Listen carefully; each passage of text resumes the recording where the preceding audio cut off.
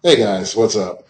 Uh, you're probably wondering, like, where are my cool interviews and my stuff that's going around with dark logos showing us pretty ladies playing funny instruments and things like that, and interviews with great people. I made a mistake today. My bad. I left my recorder donated by Mr. Matt Miller. Shout outs to him. At home. I mean, not at home in the hotel room, and I was unable to get some cool recordings today. I ended up meeting a lot of cool people, and definitely fans of the show that enjoy what I do and I really try to do with all my podcasts, and that's to provide you with high quality heroclix analysis and just more along the lines, just making you all a better player. And so I guess for me this year, I'm writing this in the midst of the war. And I'm just going to give you like a realistic insight into what I'm dealing with and what I'm seeing here. This is day one. I went 2-2.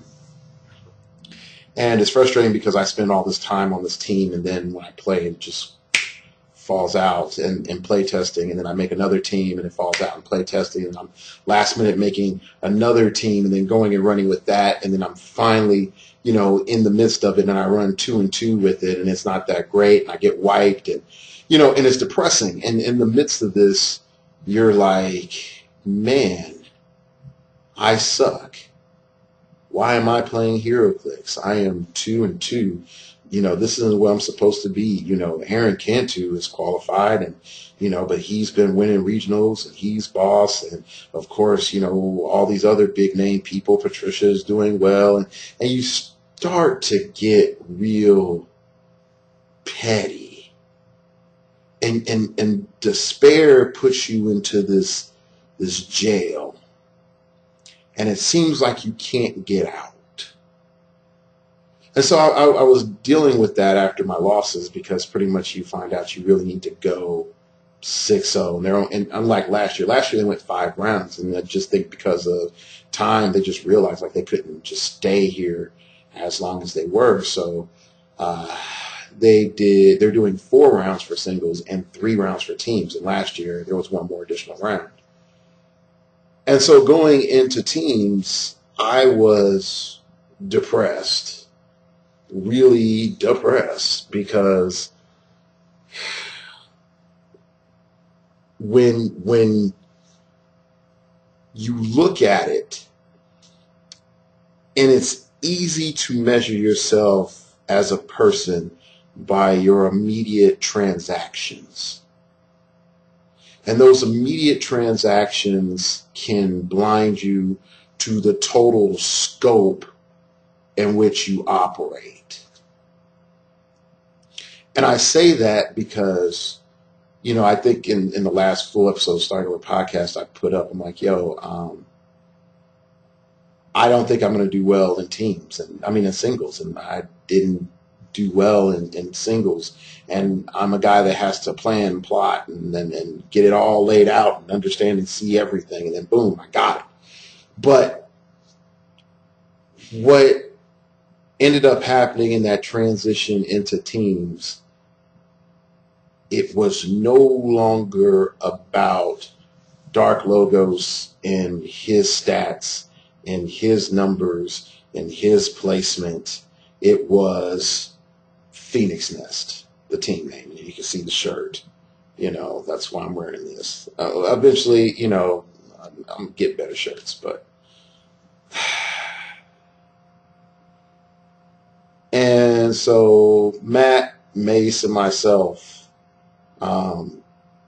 we just played, and first round was tough. We went 3-0. But even before that, we pulled okay. I'm not going to say we pulled horrible, but we pulled okay, and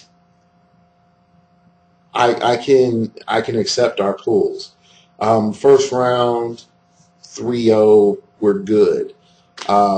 Second round, every one of I'm the B on the team, and every one of those matchups, every one of those matchups, we had a counter. Like our opponents had a counter to what we were playing, but we went 2-1, and I won on a roll off. I faced a Lex Luthor and some alien scraggly dude from Avengers, like a pink alien dude from Avengers Academy or Initiative or something. I don't know.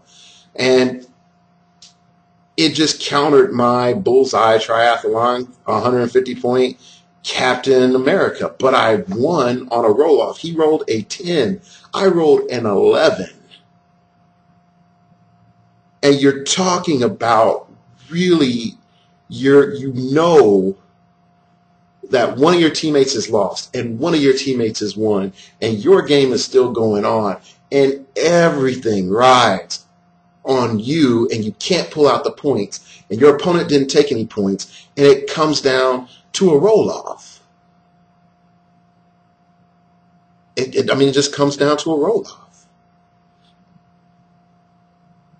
And then you just stuck in the moment. And somebody's, it was interesting because Howard said, could you run a tighter game? And I was, and Howard's a really good friend of mine. And, I sort of laughed at that. And then the next round, and this is the part where it's not all sunshines and candy canes, because, the next round I went up against Howard's team. And I played Howard. And the conflict I felt inside was that I knew Howard was a good player, and it would be a disservice to give him anything less than an excellent game of clicks. But at the same time, I didn't want to fight my friend. I really didn't want to fight my friend. And that's something, when you get to the top and you start making friends at the top and you start making friends with people that are successful, you will come in conflict with people that are successful. That does not make them your enemy. It does not make them the devil. It doesn't necessarily mean that you have to annihilate them at all costs. And I think that's one of the major things that I think some individuals have not grasped. But again, final round, third round, it all came down to me playing Howard and just Howard's dice not hitting. And I was just praying the entire time, please, Lord, don't let him hit me. Oh, gosh, I need to get this off. Oh, please let me be able to get this win.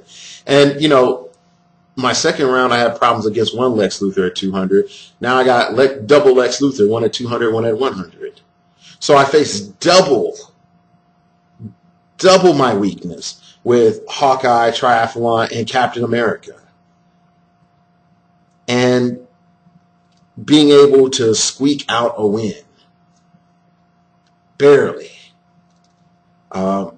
It was close all the way. It was close all the way.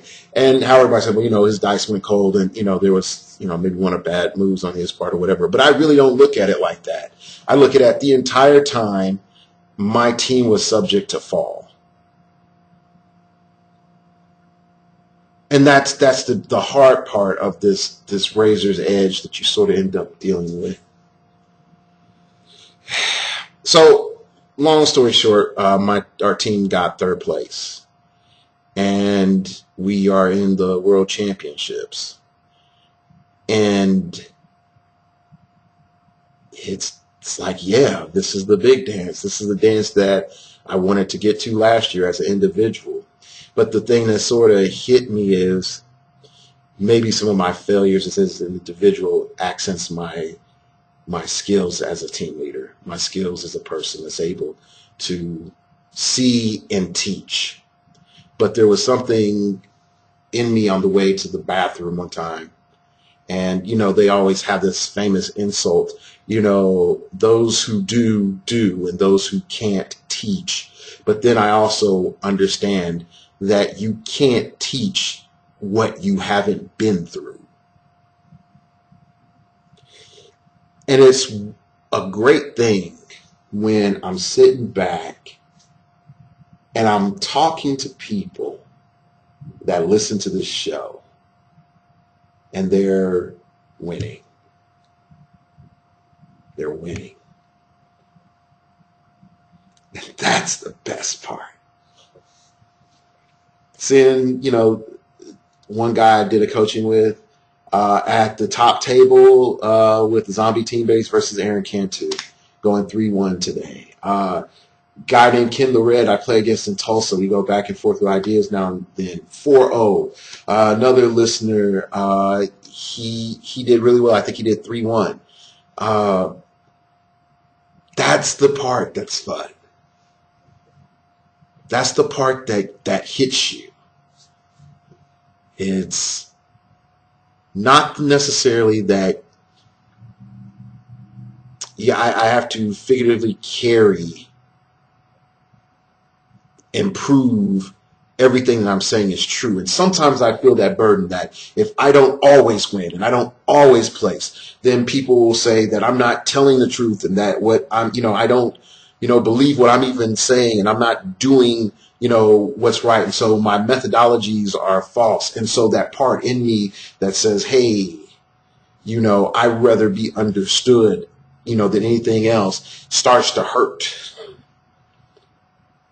But being able to see those that come up to the challenge, being able to see those that said, you know what, I've listened to the Corey, I've gone to some, rocks, I've gone to some WizKids Opens, I listen to Starting Over podcasts, I do all these different things, I practice, I keep my heroclix notebook. Like, I can't believe how many people I talk to is like, yeah, I got my heroclix notebook. And the best part of that is that wasn't even my idea. It was an idea that I learned from somebody else. So that's going to be for today. I apologize. Left the recorder at home.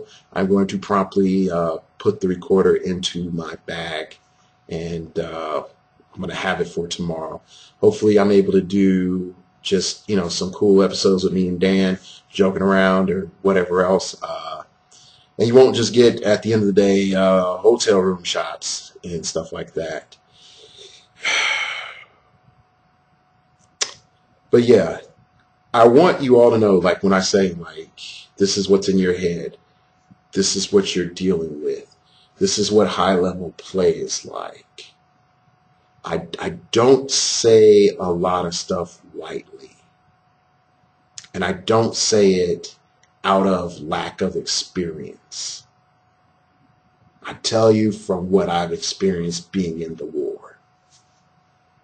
That's all I can do. So, yeah. Thanks for listening, and see you tomorrow.